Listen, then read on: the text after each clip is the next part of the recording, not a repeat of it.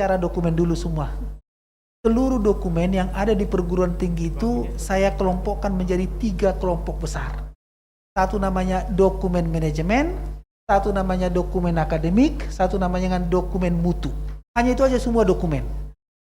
Pembagian dokumen ini pun akan selalu connected dengan siapa yang akan bertanggung jawab. Kita mulai satu-satu. Dokumen manajemen pertama adalah statuta. Itu nggak ada urusan kita itu. Statuta itu adalah statuta yang disusun bersama-sama dengan yayasan. Jelas itu Bapak Ibu. Itu hanya di level rektorat dan meminta masukan-masukan dari kita. Aspirasi kita masuk selesai. Statuta. Di bawah statuta itu namanya dengan RIP.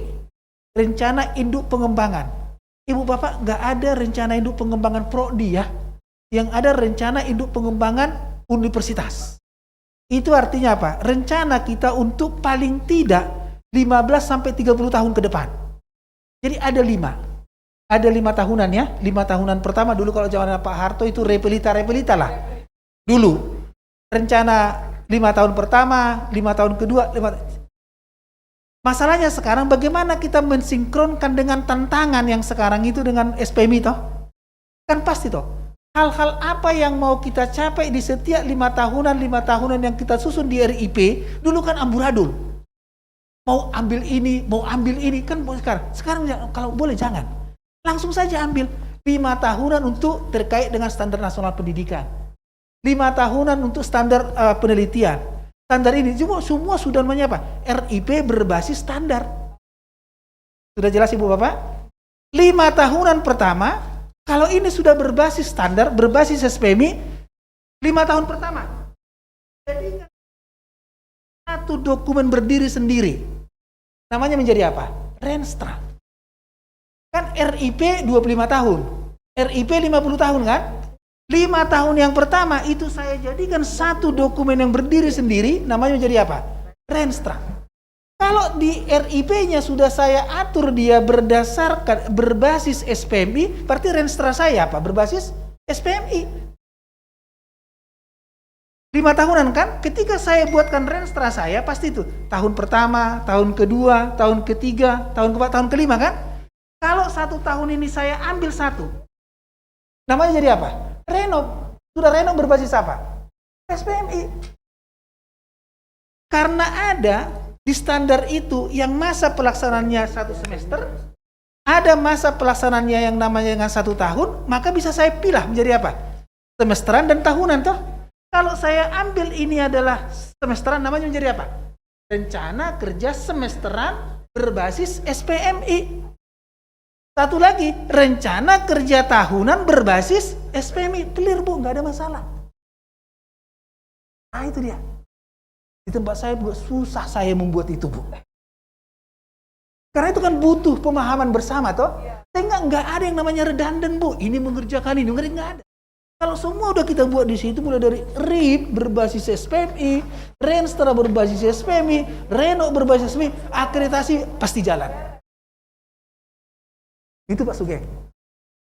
Mudah-mudahan bisa ke situ. Mangga.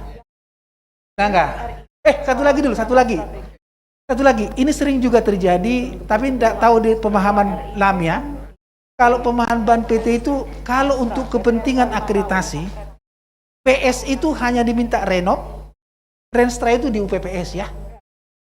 Renstra itu di UPPS. Kalau dipakai BAN PT ya, saya nggak tahu kalau BAN PT begitu. Ketika ada akreditasi program studi itu, PS itu tidak diminta Renstranya. Yang diminta apa? Renovnya, UPPS wajib membuat Renstra. Memang Ibu Bapak, pemahaman ini pemahaman lama, tapi mohon maaf keliru. Pemahaman yang lama itu dianggap benar tapi keliru. Kata monef itu tidak boleh satu kata. Itu ada 2 kegiatan yang terpisah.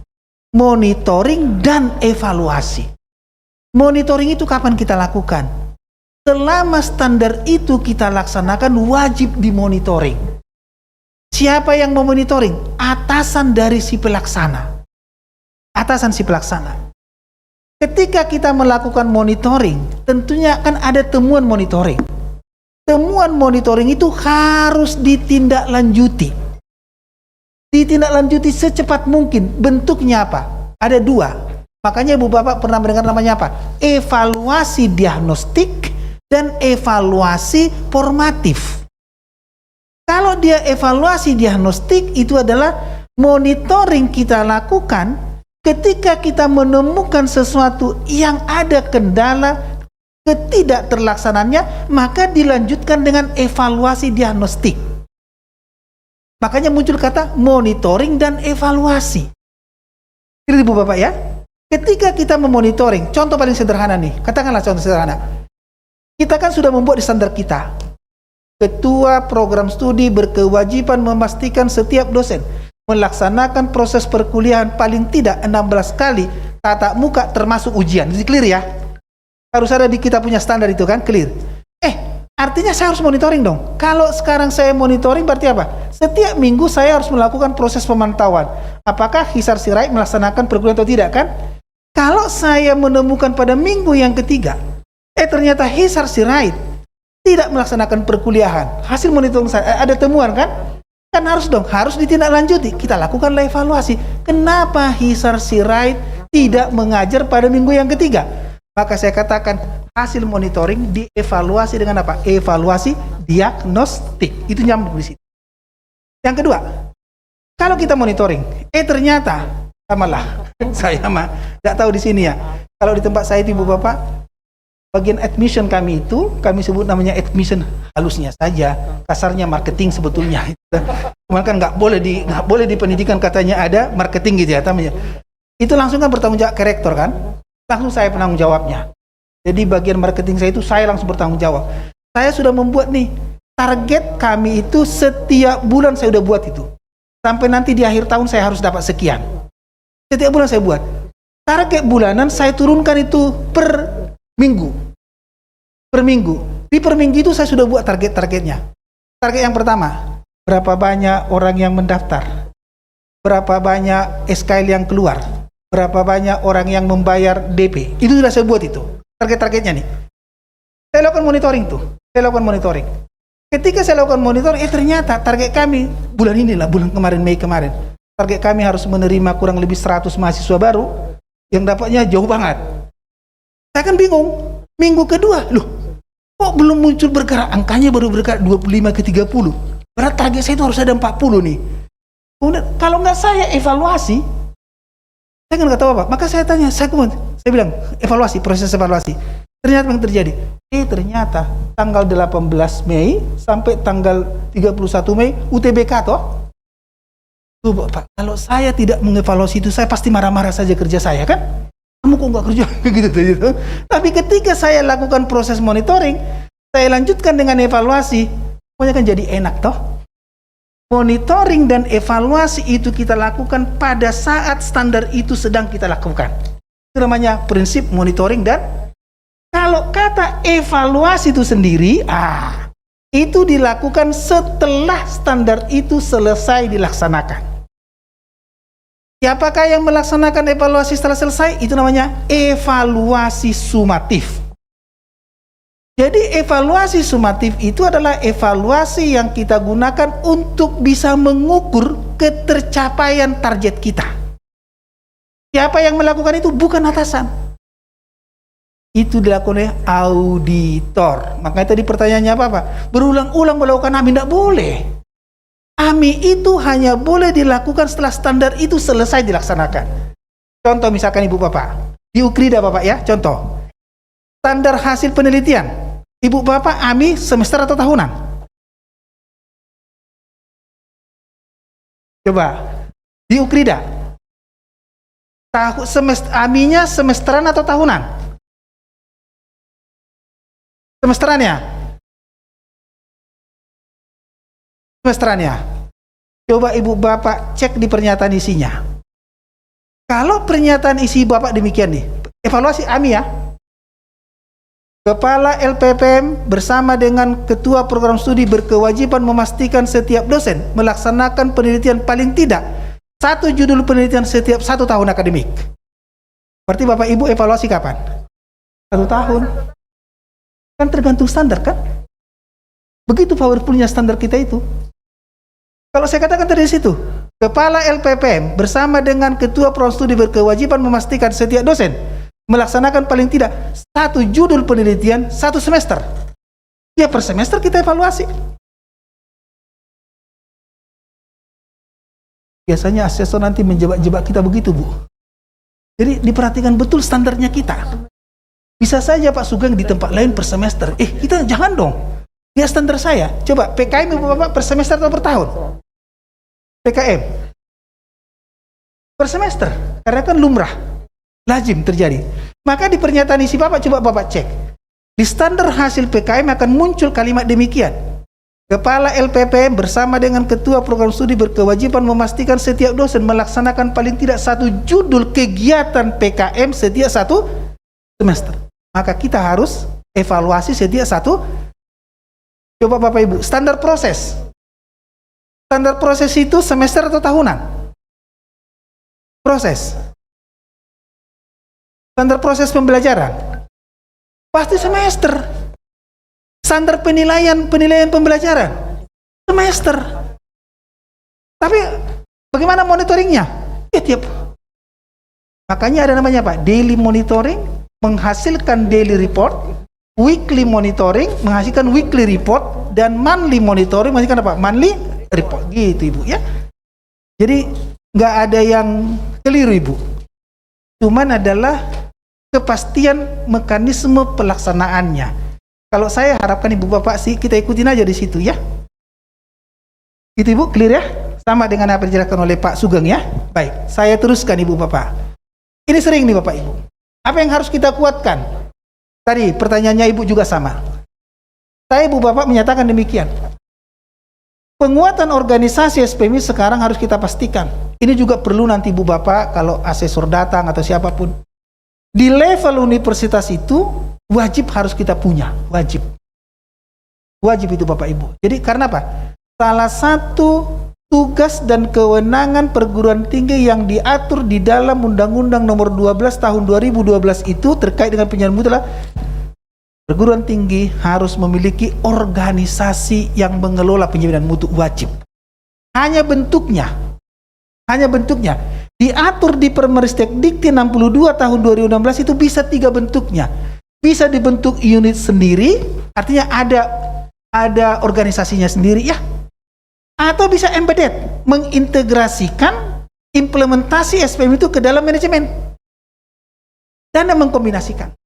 Nah, mana yang lebih ideal? Kalau menurut hemat saya, kalau dia universitas itu wajiblah sifatnya independen. Apa namanya di sini Pak? Di sini apa? Lembaga Penjaminan Mutu. Itu artinya apa? Independen toh? Artinya apa? Ada satu organ yang dibentuk khusus memastikan implementasi SPMI. Di bawahnya fakultas. Ini opsional. Boleh dibentuk atau bahkan sama sekali tidak usah, langsung. Tapi harus dipastikan lembaga penjaminan mutu universitas itu bisa memastikan keterlaksanaan penjaminan mutu di level UPPS. Jikalau memang ada keraguan-raguan kita karena size-nya yang besar, karena kedalaman dan keluasan cakupan standarnya yang besar, itu kami perlu dong. Tidak cukup hanya di perguruan tinggi, perlulah ada di fakultas, boleh nggak? Boleh. Jelas Ibu Bapak ya? Tergantung Ibu Bapak. Nah, biasanya pilihannya ada 3. Yang selalu saya katakan, variabel penentu apakah kita membentuk atau tidak, bagi saya ada 3. Yang pertama size fakultasnya. Kalau size fakultasnya memang dia harus menangani banyak gitu ya, program studi itu. Ya, tapi kalau size-nya kecil, tidak perlu ada. Bukan. Itu teori Bapak, itu Bapak, bukan. Nah, tidak perlu, tapi dipastikan gitu ya. Nah, tapi kalau udah besar gitu ya, contohlah Ibu Bapak.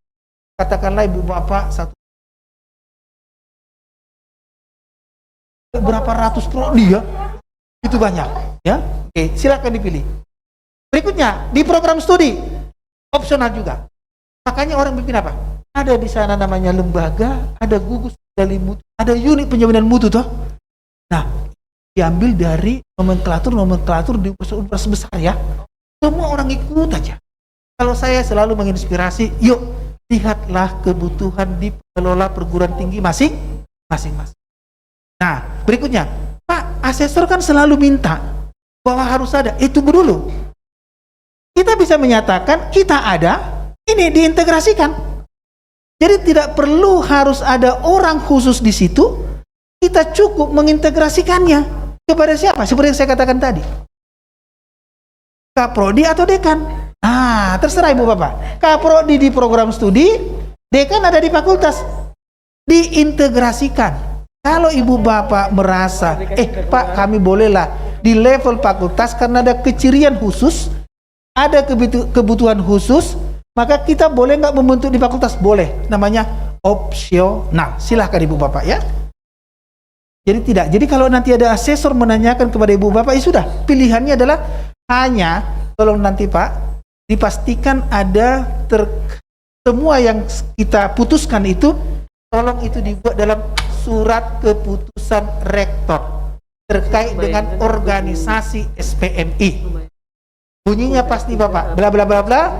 Di bawahnya lah memutuskan menetapkan satu organisasi di level PT, pastilah Bapak Ibu dibuat independen, unit sendiri namanya ini. Di fakultas tergantung di sini ya, apakah embedded atau berdiri sendiri, monggo.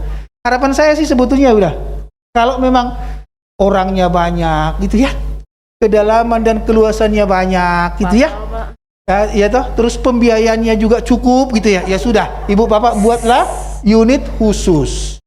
Jikalau 3 variabel itu belum terpenuhi dengan sempurna, pada awalnya buatlah sifatnya apa? Terintegrasi. Itu hanya saran saja. Saran ya, saran. Yang pasti dipastikan bahwa ada bukti dokumen pembentukan organisasi SPMI di masing-masing arah sini ya.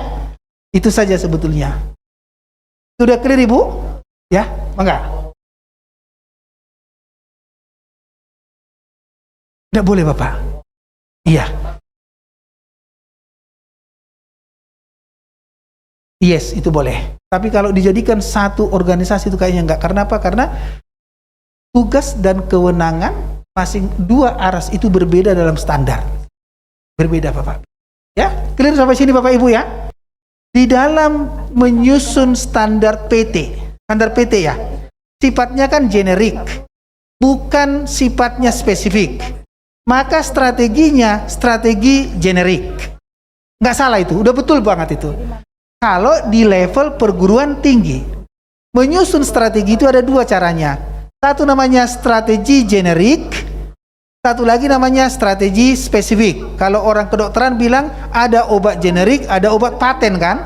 Nah, kalau dia obatnya obat generik, dulu ingat saya ya, kalau kita ke puskesmas gitu ya, mau sakit apapun obatnya sama Bu ya, itu kan dulu. Itu dulu, sekarang mah enggak ya. Sama. Jadi kalau di level PT karena sifatnya adalah sama untuk semua generik, maka strateginya harus strategi generik. Besok Ibu Bapak nggak boleh lagi membangun namanya adalah strategi generik. Harus dibangun namanya strategi spesifik. Contoh misalkan, balik ke yang tadi. Katakanlah Ibu Bapak harus memastikan, besok kan pernyataan isinya pasti demikian. Ketua program studi berkewajiban memastikan. Sederhana dulu, siapa sih yang harus memastikan nih ya? Bukan. Siapakah yang melaksanakan penilaian pembelajaran? Dosen kan? Berarti tugasnya Kaprodi apa? Memastikan bahwa si dosen itu ketika dia menilai UTS, menilai UAS, menilai tugas-tugasnya dia harus menerapkan prinsip edukatif misalkan. Itu contoh ya. Oleh karena itu apa tugasnya kita Kaprodi? Bukan melaksanakan penilaian edukatif. Banyak juga yang keliru. Bunyinya demikian. Ketua program studi melaksanakan penilaian hasil pembelajaran secara edukatif. Loh bukan. Capek sekali, masa semua dosen buat soal yang menilainya siapa? Kaprodi. Ya mati ceritanya. Oleh karena itu spesifiklah dibuat di standarnya. Berarti tugasnya kita apa? Ketua program studi berkewajiban memastikan setiap dosen. Tugas kita hanya memastikan saja. Berarti apa kita lakukan? Strateginya apa? monitoring, gitu ceritanya Ibu ya. Berikutnya Bapak. Ini juga sering nih, kebijakan Pak. Ini juga sering ditanyakan ini kebijakan. Ya Ibu Bapak. Dokumen yang kedua yang harus kita pastikan ketersediaannya kebijakan. Kebijakan SPM Ibu Bapak itu saya hanya menginspirasi, itu wajib harus ada kebijakan SPMI Universitas Kristen Krida Wacana. Udah, gak ada namanya. Kalau ada kespesifikan kekhususan fakultas atau UPPS, bolehlah Ibu Bapak membentuk dokumen kebijakan fakultas ya. Kalau ada kecirian khusus. Tapi kalau tidak ada mengenai pengelolaan, mengenai implementasi SPMI, hampir sama semua antar fakultas, ya sudah, cukup hanya satu. Ngapain pusing banyak-banyak? Supaya Pak Sugeng nggak pusing, yang lainnya juga tidak pusing. Kebijakan ini adalah pedoman bagi si fakultas, pedoman bagi si PS ketika mereka mau memastikan PPEPP itu saja. Jikalau proses PPEPP-nya antar prodi sama, antar fakultas sama, saya menginspirasi Ibu Bapak cukup membuat dokumen kebijakan SPMI satu saja. Nanti juga jawabannya ke asesor begitu ya. Tapi jikalau fakultas ilmu sosial dan humaniora berbeda karakteristik implementasinya dengan fakultas psikologi, berbeda dengan ini, bolehlah Ibu Bapak bang. Hanya Pak Sugeng, jikalau kita membangun satu dokumen kebijakan SPMI Universitas, tolong dipastikan dokumen kebijakan itu mampu memayungi Pak. Kata kuncinya kan mampu memayungi keterlaksanaan penjaminan mutu di level fakultas dan program studi. Jadi Ibu Bapak nggak usah nanya-nanya ke Pak Sugeng, mana dokumen kebijakannya, nggak perlu Ibu Bapak ya. Cukup itu perguruan tinggi. Karena itu adalah aturannya kita. Clear Ibu Bapak di sini ya. Pak Sugeng, cuman saya hanya sekedar saja, nanti tolong dicek dulu apakah struktur kebijakan SPM kita itu sudah mengikuti ini apa tidak. Karena ini yang inspirasi yang terbaru. Ini inspirasi yang terbaru. Di situ ada di nomor G. Ada nomor indikator kinerja utama dan target capaian. IKU dan IKT. Karena ini perlu sekarang setelah adanya akreditasi yang baru ini ya, ada di situ. Oke. Berikutnya, manual. Manual Ibu Bapak, sebetulnya Ibu Bapak manual itu kan tadi setiap standar Ibu Bapak harus ditetapkan P pertama, harus dilaksanakan P yang kedua, harus dievaluasi E, harus di pengendalian P berikutnya, dan peningkatan. Makanya PPEPP. PPEPP-nya siapa? PPEPP-nya si standar ya. Maka sebetulnya Ibu Bapak, manual SPM ini harus dibangun seturut dengan level dari standarnya. Contoh saya katakan Ibu Bapak, paling sederhana nih. Standar, terus saya coba sih di depan. Standar perpustakaan di Ukrida. Perpustakaan Ibu Bapak, perpustakaan induk, atau ada perpustakaan fakultas. Induk semua ya. Berarti standarnya standar perpustakaan universitas. Jelas Bapak Ibu ya. Maka manualnya pun manual di level apa? Perguruan tinggi. Clear Ibu Bapak ya. Standar penerimaan mahasiswa baru sama. Coba Bapak Ibu. Kalau demikian sekarang, kalau saya katakan standar proses pembelajaran. Standar proses pembelajaran ada tidak di level manualnya di level universitas? Ada pasti generik. Manual yang mengatur tentang penetapannya seperti apa, itu di level sana. Tetapi pelaksanaannya prodi. Evaluasinya di atas. Monitoringnya di prodi. Wah, ini sudah mulai ini, udah nih. Berarti saya besok nggak usah datang lagi nih kan?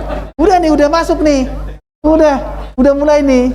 Jadi nggak semua dikerjakan prodi ya, nggak semua. Peningkatannya coba, peningkatan standarnya. Enggak, balik lagi ke atas lah. Karena peningkatan semua standar itu kita harapkan di level perguruan tinggi. Itu clear Ibu Bapak ya. Manual jelas. Nah, besok kita coba membuat manual, contoh konkret manual sederhana saja ya. Standar sekarang. Nah, ini yang besok Ibu Bapak akan ini ya. Ibu Bapak kembali lihat di situ Ibu Bapak ya.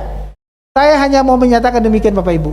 yang harus dipastikan oleh Ukrida itu adalah standar dikti ya Ibu Bapak ya. Ini harus dipastikan ada. Dan standar dikti ini Ibu Bapak harus dipastikan tadi harus mampu membawa Ukrida di level daya saing internasional kalau mau unggul. Di level nasional kalau dia mau baik sekali. Ya Ibu Bapak ya. Artinya sederhana saja nih. Kalau dia di standar pendidikannya SN, jadi standar pendidikan tinggi terdiri atas dua kelompok besar. Namanya standar nasional pendidikan tinggi SN Dikti. Satu lagi namanya standar pendidikan tinggi ditetapkan oleh PT. Ditetapkan oleh PT. Yang ini wajib. Ini wajib nih Bapak Ibu. Wajib. Terdiri dari 3 kelompok. SN pendidikan, SN penelitian, SN pengabdian. Tapi sekarang berdasarkan Permendikbud nomor 3 tahun 2020 hanya satu SN. Hanya SN pendidikan. SN penelitian nggak dipakai lagi. Hanya menjadi standar penelitian. SN pengabdian nggak lagi nasionalnya, tinggal standar pengabdian. Ini 24. Coba dulu Ibu Bapak cek apakah sudah ada belum. Masing-masing itu Bapak. Biar nanti Ibu Bapak bisa ngelihat di mana levelnya kita. Sudah Ibu Bapak ya? Nah, SN pendidikan dulu. SN pendidikan ya. Oke. Nah, saya mulai di sini langsung aja. SN udah Bapak Ibu ya? SN pendidikan yang pertama adalah standar kompetensi lulusan ada? Ada ya? SN ini akan Ibu Bapak pertanggungjawabkan itu di kriteria 9. Itu akan dipertanggungjawabkan di kriteria 9 dan pelaksana standarnya itulah program studi. Program studi. Jelas Bapak Ibu ya? Jadi standar nomor 1 itu adalah miliknya di program studi. Berarti yang merancang itu, merumuskan itu harus melibatkan program studi. Dan program studi dipastikan tugasnya adalah memastikan keterlaksanaan standar nomor 1 ya. Oke, masuk sekarang nomor 2. Nomor 2 itu di SN itu adalah standar isi pembelajaran. Standar isi pembelajaran. Ini bicara mengenai kurikulum. Kurikulum. Nah, kurikulum kita sepakat tadi bahwa Ibu Bapak akan membangun sampai di level program studi. Clear Ibu Bapak ya? Ini yang akan Ibu Bapak pertanggungjawabkan di kriteria yang ke-6. Maka di kriteria yang ke-6 itu indikator kinerja utama pertama mencari apa? Kurikulum. Diambil dari apa? Standar isi pembelajaran. Clear Ibu Bapak ya? Berarti Ibu Bapak besok kita membangun udah 2 standar ya? 2 standar ya?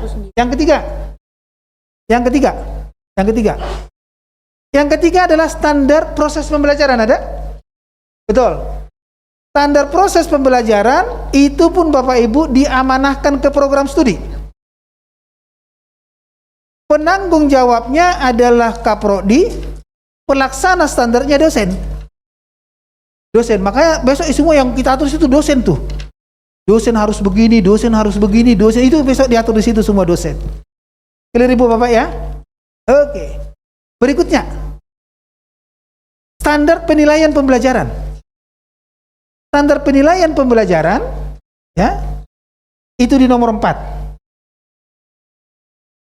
Berarti, disatukan ada buat beban belajar ya? Oh enggak, sebetulnya itu di standar proses itu ada 4 cakupannya.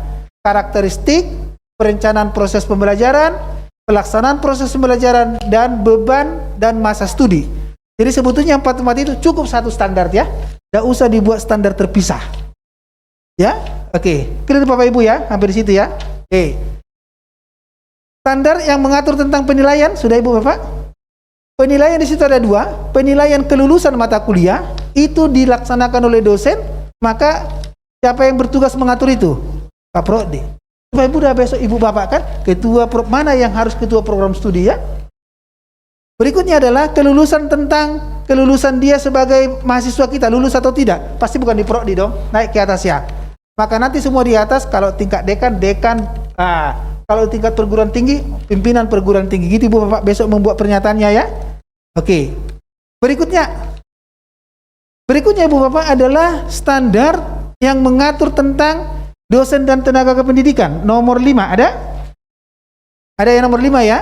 Nomor 5. Hah? Di sini jadi nomor 7, enggak apa-apa ya. Dosen dan tenaga kependidikan itu ada 3 yang harus diatur di situ.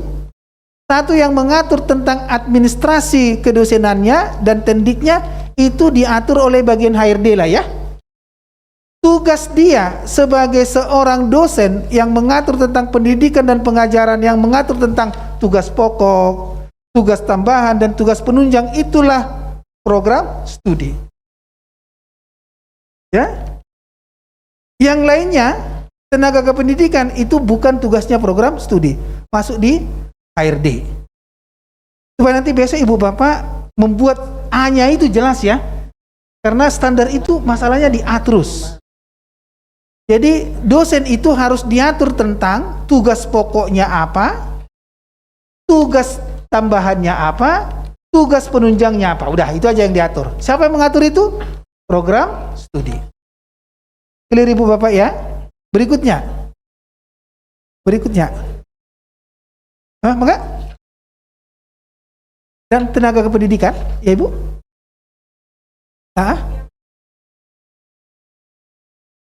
Untuk urusan administrasinya, misalnya di sini apa? Warek 2 lah ya. Di bawah Warek 2 apa? Kok di Warek 2, Warek 1? Bukan. Bagian HRD-nya ada ya? Apa namanya? PSDM ya. Siapa lah Ibu Bapak di sini yang memastikan kalau dosen itu ya, kalau mau diterima dia harus minimal magister atau magister terapan, dia harus siapa? PPSDM dong, maka dia di depan toh, berarti apa? PSDM bersama dengan wakil rektor bidang 2 berkewajiban memastikan setiap dosen, gitu kan Pak, bla bla bla, gitu ya Bapak ya. Di situ tidak perlu ikut program studi. Tergantung di sini Bu, monggo. Kalau di sini memang melibatkan fakultas, monggo, ya silahkan. Oke, clear Ibu Bapak, gitu Ibu ya. Jadi ada 3 yang mau diatur di situ Bu. Satu yang mengatur tentang tadi administrasi kedosenannya, kepegawaian namanya, mulai dari penerimaan itu semua ada di situ ya. Kemudian penugasannya itu ada melibatkan prodi. Yang terakhir adalah perencanaan pengembangannya. Nah, di sini perencanaan pengembangannya ada 2. Perencanaan pengembangan terkait dengan akademik itu melibatkan prodi. Perencanaan yang lain itu bisa melibatkan tergantung institusi masing-masing. Ya. Artinya demikian, kalau seseorang akan mengikuti pelatihan yang terkait dengan akademik, prodi harus tahu dong, supaya pelatihan yang akan dia ikuti dia harus relevan dengan bidang studinya dia kan. Itu Ibu Bapak yang monggo besok diatur ya. Oke, berikutnya. Standar sarana prasarana, ada? Sekarang pertanyaan saya, pernahkah Kaprodi itu dilibatkan untuk mengatur kelas itu sudah siap dipakai atau tidak? Gak ada. Jadi standar sarana prasarana, mohon maaf, itu tidak menjadi tanggung jawab siapa? Ketua program studi. Clear Ibu Bapak ya? Mungkin laboratorium barangkali Bu, yes. Karena spesifik ke prodi Tapi kalau misalnya Ibu menyediakan sarana prasarana, boleh dilihat dulu apa sarana prasarana yang diatur di Ukrida, salah satu saja misalnya. Kelas. Kan ada sarana dan prasarana ya. Sarana pembelajaran dan prasarana pembelajaran. Setahu saya di luar laboratorium yang terikat spesifik ke prodi itu biasanya diatur yang di luar prodi ya, di luar prodi. Contoh misalnya harus ada ruang kelas, itu mungkin prodi nggak mengatur lah ya. Yaitu di sini apa? Bagian apa sih di sini Pak? Bagian di sini apa? Apa wakil? Oh, nggak apa-apa, karena ini kan Bapak masih di level perguruan tinggi, nggak apa-apa ya. Oke. Di sini ada berapa? Oh ya, tugasnya mereka di situ ya. Oke. Supaya besok kita clear Pak, apa yang mau kita kerjakan. Berikutnya Bapak Ibu, standar yang mengatur tentang pendanaan dan pembiayaan pembelajaran. Nah, kalau ini Bapak Ibu, saya tidak tahu di sini ya. Yang biasanya saya inspirasikan adalah Kaprodi itu harus bertanggung jawab juga memastikan ada rancangan atau usulan pembiayaan pembelajaran program studinya. Yaitu apa? Misalkan pengembangan dosennya itu kan harus datang dari program studi. Itu harus itu, ya. Itu ada di sana tuh. Misalnya adalah ada kegiatan-kegiatan yang terkait, contoh, apalagi sekarang ya. Sekarang itu kan saya tidak tahu di sini seperti apa ya, tapi kalau saya inspirasi di banyak tempat seperti ini nih. Dengan adanya sekarang pengakuan atau rekognisi atas prestasi mahasiswa, baik yang non akademik maupun yang non akademik sekarang sudah dipisah. Yang terkait semua pengembangan akademik ya, itu semua sudah mulai masuk di ranah program studi. Kemudian yang pengembangan yang non akademik dia itu masuk di kemahasiswaan. Saya tidak tahu, itu saya inspirasikan di banyak tempat gitu ya. Monggo diatur masing-masing. Kalau seandainya itu diatur di sini monggo, berarti prodi ikut terlibat di situ supaya apa? Pengembangan mahasiswa di program studi masing-masing mampu nanti memastikan keterlengkapan bukti dokumen kita ketika kita masuk di kriteria yang 9. Kriteria 9 kan luaran ya, dan capaian perguruan tinggi. Di dalamnya bicara mengenai apa? Luaran dari siapa? Mahasiswa. Ya monggo nanti diatur ya. Oke. Clear Ibu Bapak ya. Lanjut sekarang ke penelitian. Monggo. Oh, silakan Ibu. Ada?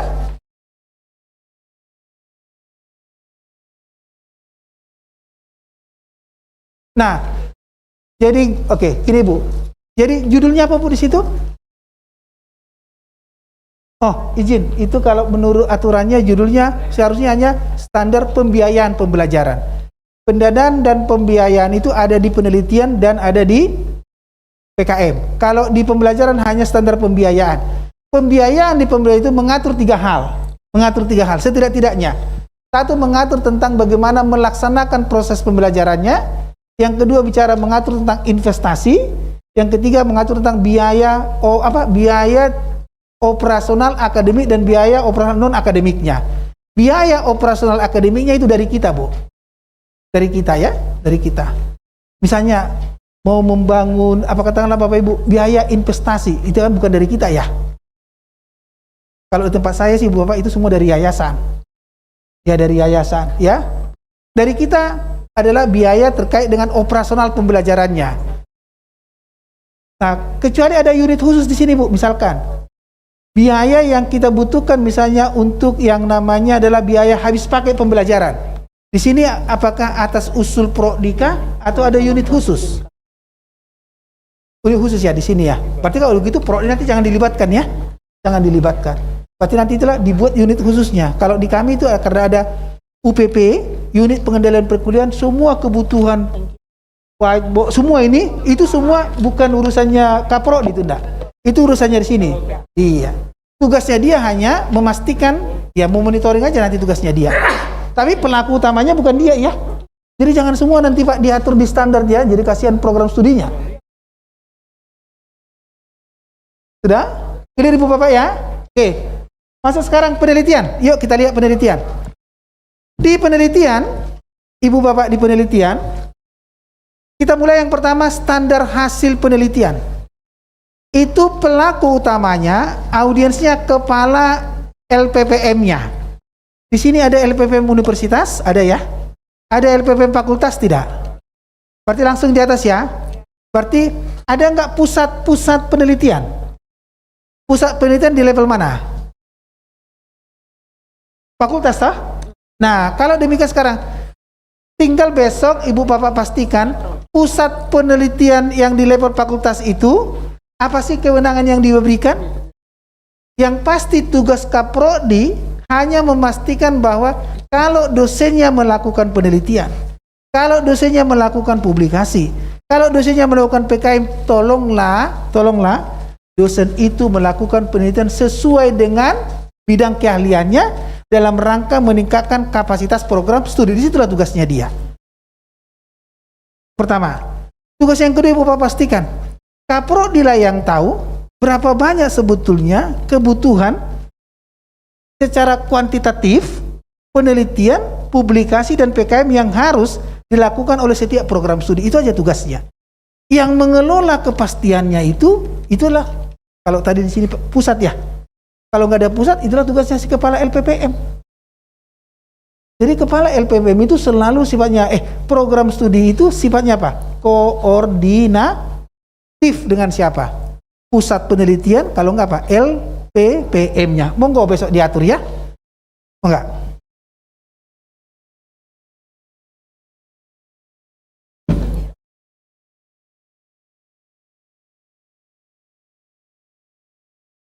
Oke, kalau kita ya. Ya.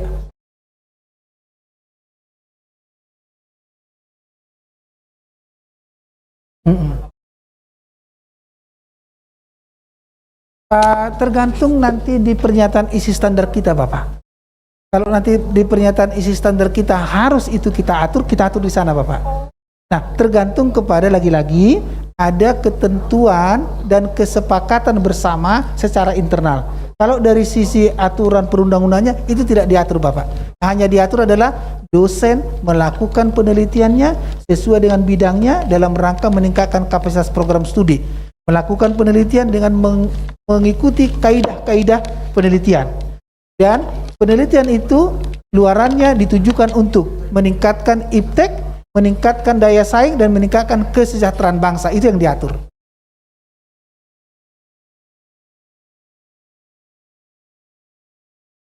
Ya, pasti. Silakan kita atur di situ, Pak. Persis. Tapi kalau itu tidak kita atur di standarnya kita, dosen boleh bebas meneliti apa saja. Tapi kalau kita atur di situ, maka dosen tidak boleh. Oleh karena itu tadi Bapak Ibu, nanti setelah standar ini sudah kita rancang, sudah kita rumuskan, sudah kita susun, sudah diperiksa, disetujui oleh Senat, ditetapkan oleh yayasan, disosialisasikan ya. Dan dokumen standar ini kalau boleh, jangan berhenti di tempatnya Pak Sugeng sama Mbak Amel. Standar ini harus dikasih nih, mana berhubungan dengan dosen, kasih ke dia supaya dia tahu. Jadi semua standar dokumen-dokumen standar ini yang saya katakan tadi adalah tingkat paling tinggi aksesibilitas dari standar tersebut ya. Semakin bisa diakses oleh setiap pihak yang terlibat di dalamnya, nilainya semakin bagus. Saya khawatir Bapak Ibu, mudah-mudahan bukan di Ukrida ya. Banyak yang terjadi, dokumen standar itu mohon maaf, melibatkan dosennya tapi nggak pernah tahu dosennya dia apa sih sebetulnya. Sehingga kita nggak pernah minta dari dia kan. Oleh karena itu, kedepannya kalau ini sudah selesai sampai di level program studi yang perlu, oke. Clear Ibu Bapak ya? Oke. Berikutnya, sama. Nah, kalau sekarang saya kaitkan terkait dengan akreditasi. Akreditasi ya, 9 kriteria. Kriteria yang pertama adalah kriteria yang mengatur tentang visi, misi, tujuan. Ibu Bapak sekalian, dari Ban PT, Lampun, PMTS yang dimaksud di situlah PMTS-nya UPPS ya. Nggak ada program studi ya. Apalagi namanya Bapak Ibu, jangan lagi nanti sekarang ada lagi nih visi program studi, nggak ada ya. Di kepentingan akreditasi. Ya, nggak ada lagi visi program studi Pak. Yang ada apa? Visi bidang keilmuan. Ya, ini tolong dikoreksi Bapak Ibu ya. Itu yang pertama. Yang kedua masuk kriteria 2. Monggo.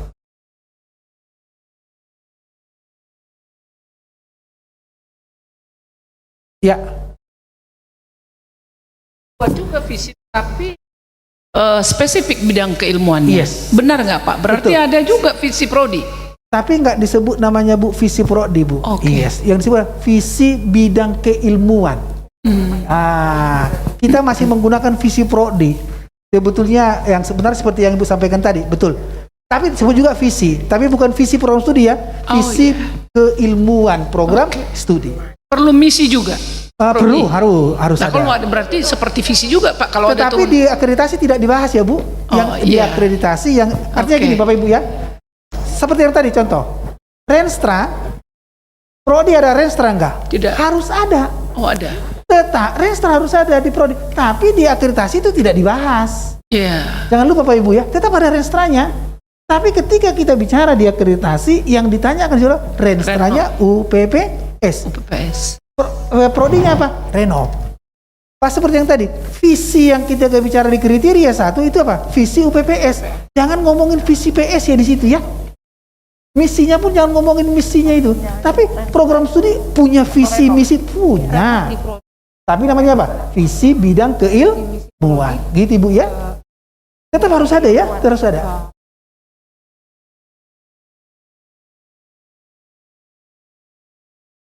Fakultas itu unit pengelola program studi. Iya, pengelolanya. Di program studi itu pelaksana semua yang namanya terkait dengan program studi itu pelaksana. Jadi ya sebetulnya makanya sebetulnya kalau bagi undang-undang ya, sebetulnya nggak ada lagi istilah program studi ya, nggak ada lagi sebetulnya. Nggak ada lagi. Dia hanya apa? Pengelola saja. Jadi dia hanya mengelola kurikulum saja. Nah, tapi kan nggak keren. Nggak keren toh. Tuh Ibu jadi apa? Kepala pengelola kurikulum kan nggak keren toh? Iya itu. Kan susah ya udah jadi tetap gitu ya, gitu. Enggak.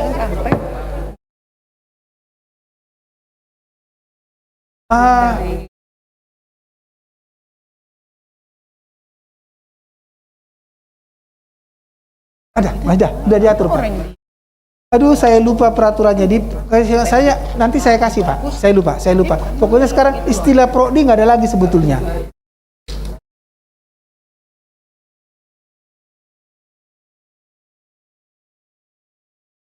Oh, persis. Nanti saya cari ya Pak. Oke, kita Ibu Bapak ya. Sekarang masuk kriteria 2. Kriteria 2 Ibu Bapak adalah kriteria 2 bicara mengenai tata pamong, tata kelola, kerjasama kan gitu ya. Ibu Bapak, apakah ada yang harus diturunkan nggak sampai level program studi gitu ya? Tata pamong kan ada 5. Tata pamong yang kredibel, tata pamong yang akuntabel, tata pamong yang transparan, tata pamong yang bertanggung jawab, tata pamong yang berkeadilan. Itu sudah ada 5. Standar yang mengatur di level prodi tidak ada ya. Di level fakultas boleh. Pengelolaan boleh di level fakultas, tapi level prodi nggak ada. Tetapi standar yang ditetapkan di level UPPS itu harus dilaksanakan oleh program studi. Itu jelas. Harus dilaksanakan. Misalkan prinsip tata pamong yang transparan harus dipastikan nanti ketika kita menuliskan LED prakteknya itu. Jadi mohon Ibu Bapak ya, jangan bicarakan standarnya di LED untuk itu ya, tapi praktek-praktek baiknya. Contoh misalkan tadi salah satu aja tata pamong yang transparan. Apa sih praktek baiknya di level program studi? Dosen mengembalikan jawaban dari itu luar biasa itu. Dosen memberikan jawaban standar UTS dan UAS-nya itu diberikan. Jadi mereka tahu. Itu salah satu prakteknya ya. Yang kedua, di sana yang diatur nanti Bu Bapak besok ya. Tapi ini saya hanya memberikan highlight saja Bapak ya. Soal nanti sampai di mana diatur di Ukrida monggo diatur ya. Yang kedua adalah masalah kepemimpinan. Nah, perlu ada standar kepemimpinan. Nah, di standar kepemimpinan itu kan ada 3 ya. Kepemimpinan organisasi, kepemimpinan operasional. Satu lagi kepemimpinan publik. Ada 3 cakupan dari standar kepemimpinan. Sekarang pertanyaannya adalah yang terkait dengan operasional. Nah, kalau memang sudah dibiasakan di sini bahwa program studi itu wajib membuat namanya rencana operasional semesteran dan tahunan itu, maka Ibu Bapak implementasinya saja di level program studi. Mengaturnya boleh di level UPPS. Tapi jikalau beda nih antar prodi, bolehlah Ibu Bapak tuliskan sampai di level program studi. Tergantung Ibu Bapak ya, tergantung Ibu Bapak. Berikutnya, kriteria 2 itu bicara mengenai yang namanya dengan standar yang terkait dengan kerjasama. Nah, ini pasti Bapak Ibu, saran saya Pak Sugeng tidak usahlah ada standar kerjasama sampai prodi ya, cukuplah di level perguruan tinggi. Di level prodi apa?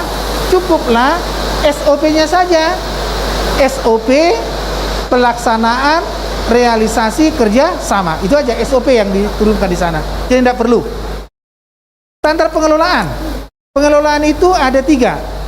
Pengelolaan pembelajaran, pengelolaan penelitian, pengelolaan pengabdian kepada masyarakat. Ini pun Bapak Ibu tidak perlu turun sampai prodi. UPPS wajib di level pengelolaan pembelajaran. Pengelolaan penelitian dan pengelolaan PKM itu di level LPM, di atas saja itu ya, di atas. Jadi Ibu Bapak tidak terlibat di sana. Ya. Kriteria 4. Kriteria 3. Kriteria 3 itu mengatur tentang yang namanya dengan kemahasiswaan ya, kemahasiswaan. Ada 2 yang diminta oleh BAN maupun LAM. Satu adalah penerimaan mahasiswa baru, yang kedua layanan. Standar yang mengatur tentang penerimaan mahasiswa baru tidak perlu sampai level prodi, perguruan tinggi, tidak perlu. Standar layanan mahasiswa, kalau ada memang layanan mahasiswa itu yang langsung diberikan oleh program studi, bolehlah dibangun sampai level program studi. Contoh misalkan yang tadi ya, dosen PA, ya layanan tentang bimbingan skripsi. Kalau ibu bapak punya layanan tentang apa namanya pak, magang kerja, itu kan langsung di bawah program studi, itulah bolehlah diatur ya, itu bolehlah diatur. Itu dia situ. Jadi namanya kriteria. Oke. Berikutnya, tambahannya di situ adalah standar kemahasiswaan yang mengatur tentang organisasi mahasiswa. Organisasi mahasiswa. BPM-nya, Senat mahasiswanya, UKM-nya. Apakah ada di level prodi? Ada? Himpunan yang ada tuh, maka yang di prodi atur hanya soal apa? Himpunan. Pak, kalau hanya himpunan, apakah kami harus membentuk standar berdiri sendiri? Saya tidak sarankan. Dicangkokkan saja nanti di standar di level PT. Dicangkok saja. Di bawahnya tinggal dituliskan Ketua Program Studi di lingkungan Universitas Ukrida berkewajiban memfasilitasi setiap mahasiswa mampu mengembangkan diri di himpunan mahasiswa. Cukup satu pernyataan saja. Tapi di atas ya. Makanya kata di lingkungan Universitas Ukrida. Ah, itu dia kalimatnya diikat di situ. Yang melaksanakan siapa? Ketua Program Studi. Lanjut Ibu Bapak, kriteria 4 mengenai SDM. SDM itu yang dibicarakan ada 3. Dosen dan tenaga pendidikan, standar peneliti, dan standar pelaksana PKM. Apakah ini ikut Kaprodi? Tidak perlu Pak diturunkan sampai level Prodi, tidak perlu. Tetapi nanti di pernyataan isinya, kalau memang di Ukrida diputuskan melibatkan Prodi, cukup audiensnya saja dikatakan. Nah, seperti yang tadi, Kepala LPPM, Bapak Ibu ya? Tadi BPSDM ya? PPSDM. PSDM. PSDM Ukrida bersama dengan Ketua Program Studi. Sudah cukup itu, sudah. Itu artinya apa? Sudah sampai di level program studi. Jadi nggak perlu membentuk standarnya turun sampai ke program studi. Clear Ibu Bapak ya? Supaya tahu besok apa yang mau kita kerjakan nih. Berikutnya Bapak Ibu, standar peneliti tidak perlu, cukup di atas. Standar pelaksana PKM cukup di atas, tidak perlu sampai turun ke program studi. Kriteria 5, keuangan, sarana dan prasarana. Tadi Bu Bapak, saya menyatakan tidak perlu turun sampai ke prodi ya, tidak perlu. Jikalau ada yang melibatkan prodi, cukup mengeksplisitkan itu di dalam pernyataan isi standar. Jikalau perlu tuliskan Ketua Program Studi. Tapi tidak perlu harus ada turun sampai ke standar program studi, tidak perlu Bapak Ibu. Berikutnya, kriteria 6. Di kriteria 6, ini memang miliknya prodi. Itulah besok tugasnya Ibu Bapak. 100% kriteria 6 itu menanyakan tentang standar yang diturunkan sampai di level program studi. Apakah itu?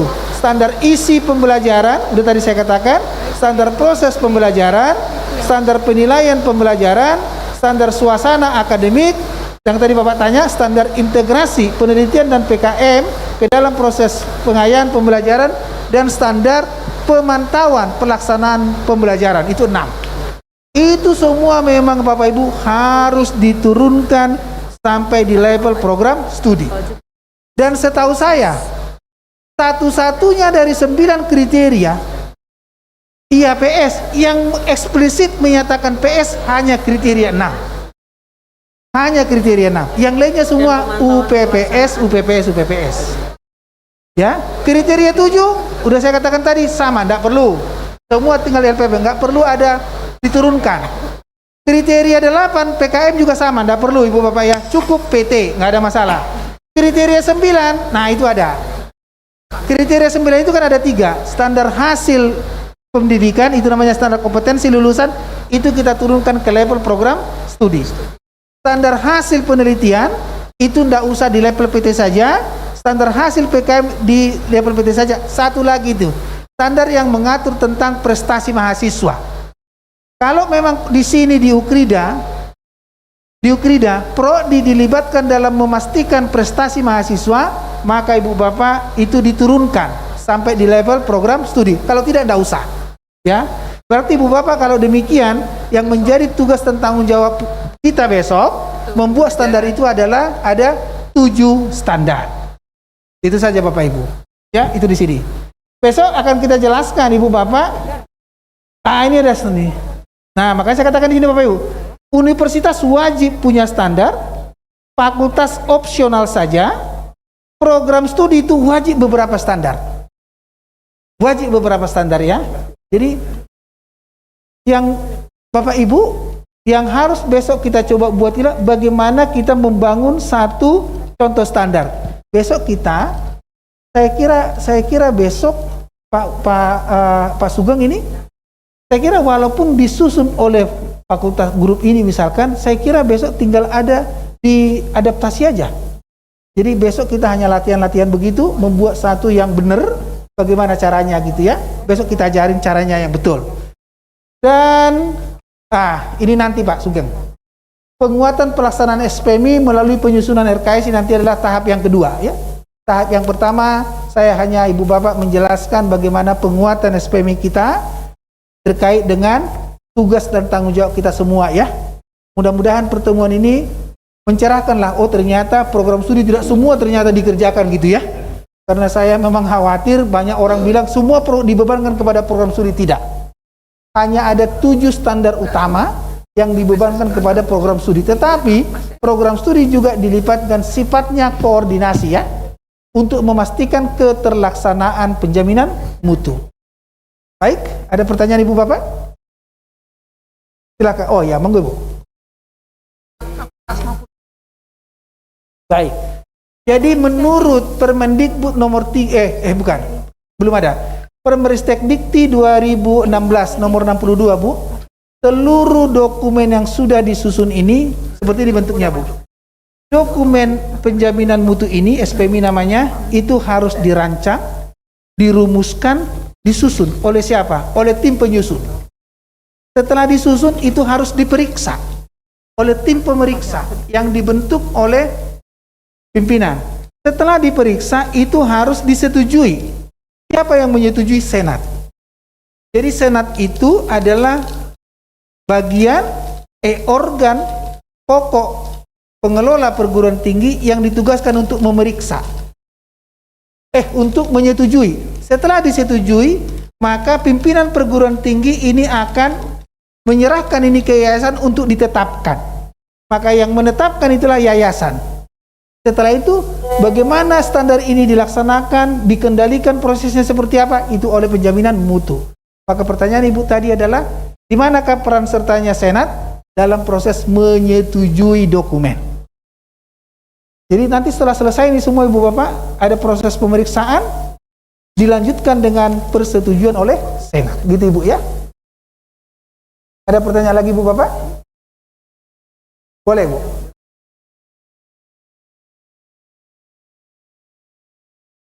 Ya. Ya.